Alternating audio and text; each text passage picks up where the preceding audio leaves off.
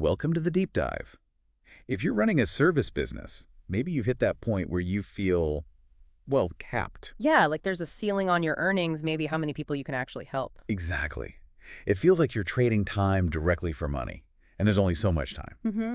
So today, we're really digging into that, our Oh, mission, to explore how moving towards product creation isn't just about maybe making more money. although that's part of it. Right, but it's really a strategic shift, a Hmm. key to unlocking much bigger growth and impact. Think of this, you, the learner, as your fast track to understanding why this shift is so important. Precisely. We want to go deeper than just, products, goods, services limited. We're looking at why building products into your business can be almost a necessity for really big growth, getting past those service model walls. And for this deep dive, we're leaning on Winston Trimm's The Innovation Imperative, unlocking millions through product creation. Now look, we get the appeal of services. Oh, absolutely. Your expertise is valuable. That personal touch, bespoke solutions as a consultant, a coach. It works. You can earn a good living.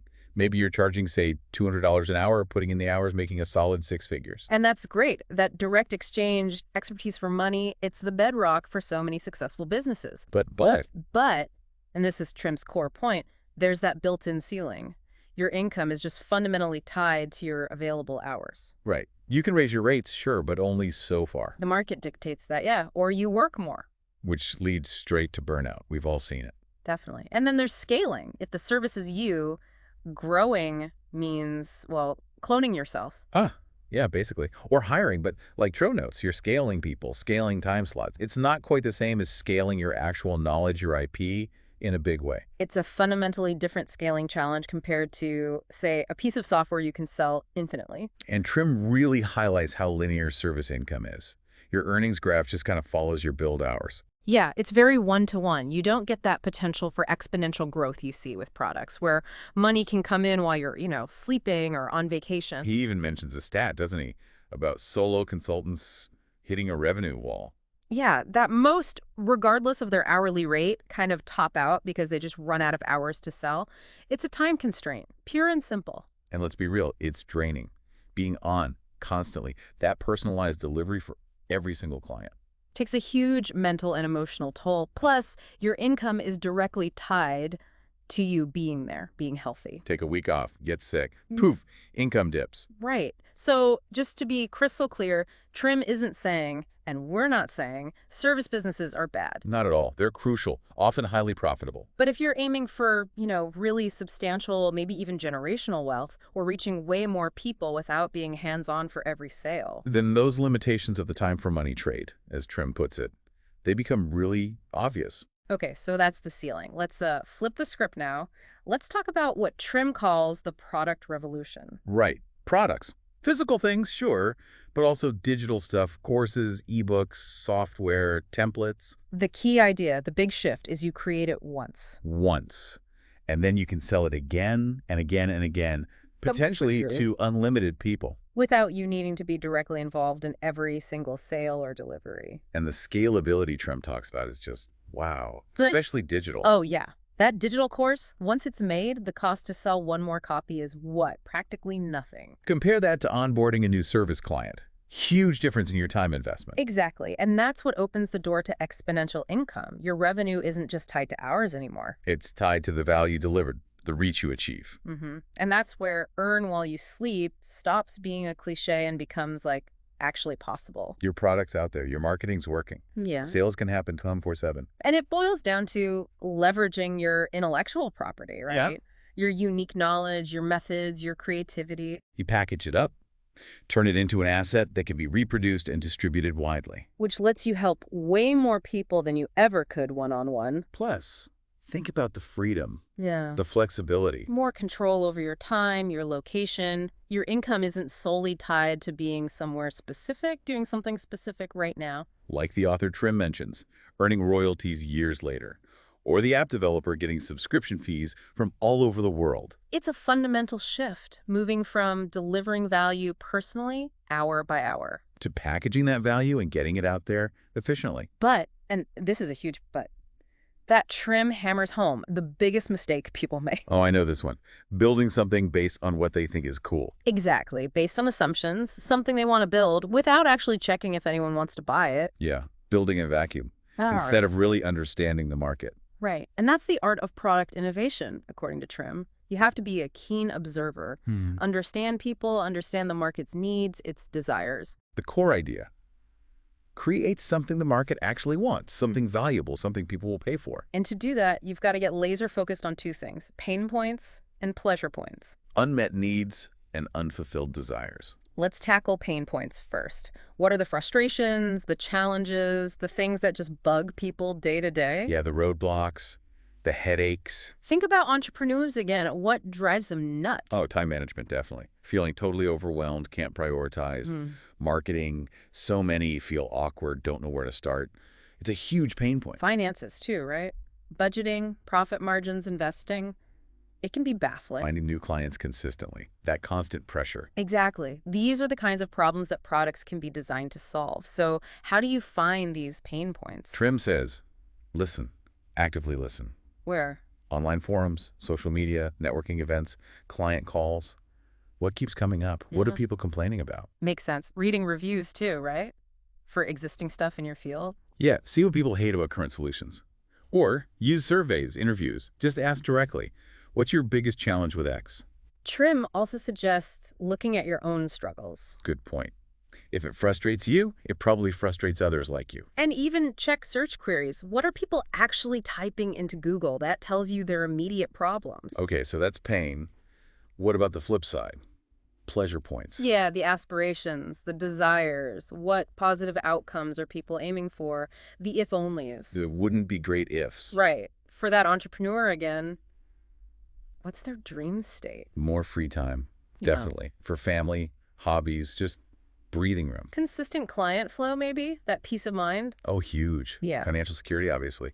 Being able to invest, travel, not worry so much. Marketing that feels easy, authentic, not pushy. Yes, and making a bigger impact, helping more people. That often comes up. So uncovering these, how do you do that? Ask about their ideal future. Trim calls it the magic wand question. If you could wave a wand, what would change? Explore their big goals. What does success really look like for them? Identify the results they really want. Not just tasks, but outcomes. And look for shortcuts they might desire. Faster ways, easier ways to get where they want to go. Okay, so you understand the pains, you understand the pleasures. Then what? Then you look for the gap. Trim calls this the gap in the market. It's where those needs and desires exist. But the current solutions are lacking. Exactly. Maybe they don't exist at all. Or they're clunky, ineffective, too expensive, inconvenient. Or they're missing that one key feature everyone wishes they had. Right. That gap is your innovation sweet spot. Your chance to create something better. Something that bridges that gap perfectly. Precisely. Now, just having an idea for the gap isn't enough, obviously. Not every product takes off. No kidding. Trim identifies some key qualities of products that actually succeed, that generate real revenue. And number one, the absolute bedrock, according to Trim. Let me guess. The market has to actually want it? Bingo. It must solve a real pain or fulfill a strong desire. Not what you want to sell, but what they want to buy. So how do you ensure that? Action steps. Validate. Early and often. Test the concept. Ask people, would you pay for this? Get real feedback before you build the whole thing. And focus. Pick a niche. Solve a specific problem for a specific group. Don't try to boil the ocean. Makes it easier to find and talk to your audience, too. And iterate. Yeah. Listen to that feedback and be willing to tweak, refine, pivot even. Okay, so market desires, number one. What's next? It has to have value. Real value and also perceived value. Meaning it has to actually improve the customer's situation somehow. Yeah, demonstrably. And Trim gives examples of how value shows up. Saving time, automation, shortcuts, saving money, Right. efficiency tools. Helping them make more money. Definitely. Tools, resources for earning. Reducing stress is a big one. Providing convenience, making life easier. Education, empowerment, skills. Or even entertainment, inspiration, joy. Value comes in many forms. So the key is to clearly communicate that value. Absolutely. Focus on the benefits, the transformation, not just listing features. Show proof case studies, testimonials. And pricing needs to reflect that value, right? But still be accessible. Exactly. Strategic pricing. It needs to feel right for the value delivered and for the target market's perception. Okay, great product, clear value, but people need to find it. Marketing and distribution. Half the battle, easily. Trim stresses this. You need effective strategies here. Got to know your audience inside out first, right? Where do they hang out online? What do they read, watch? How do they like to communicate? Then craft your message, clear problem solution, clear benefits. And choose the right places to sell it. Your website, Amazon, app stores, course platforms, partnerships. Lots of options. Then leverage digital marketing content, social, SEO, ads, email, whatever fits. Building a community around the product can be powerful too. Get people talking. For sure. And nothing beats word of mouth. Deliver an amazing product, great experience. And people will tell others. Encourage those testimonials and referrals. Now, if you're listening and you're mostly service-based right now, this might sound daunting, like abandoning ship. But Trim makes it clear it's usually not about ditching services completely. Right. Your service expertise is often the foundation for your first product. He actually lays out a kind of roadmap for this transition. Yeah. What's the starting point? Identify your signature process. What's the core thing you do, teach, solve over and over for clients? So find the repeatable expertise. Exactly. Then figure out how to package it. Could that process become a course? Those templates you use internally, could they be a product? Turn your methods into assets. And Trim's big advice, start small. Don't try to build the Taj Mahal on day one. Minimum viable product, Yeah. MVP. Get something out there, get feedback. Use your existing network. Your current clients, your contacts, they're your warmest leads. Offer them early access, maybe a discount. Makes sense. Build momentum. And build content around it. Educate people on the problem your product solves. Position yourself as a solution provider. And automate where you can, right? Sales, marketing emails, maybe basic support. Frees you up. Then keep iterating. Improve the product. Maybe add more products based on what you learn. It sounds like a journey, but a really powerful one. Definitely. As Trim argues, this move towards product innovation, it really does open up paths to more freedom, more scale, more financial independence. It's about seeing your skills, your knowledge, as something bigger than just your billable hours. So for you, the learner, maybe start thinking, what are those recurring frustrations you see or hear about constantly? What solutions could genuinely help? Don't let that time for money ceiling box you in. Start thinking about packaging your unique genius. Trim's point is the market is waiting for good solutions. So the final thought to leave you with. What untapped knowledge, what skill do you have right now that could become a truly valuable product for other people? Something to chew on. And that brings us to the end of this deep dive. We looked at the big advantages of product creation, especially compared to relying only on service models, if you're aiming for significant growth and impact. Yeah, we really hope you'll mull over these ideas. Think about how they might apply to you, your expertise, your interests. Maybe start noticing those pain points your own or others, and think. Could a product fix that? Lots to consider there. Thanks for taking this deep dive with us.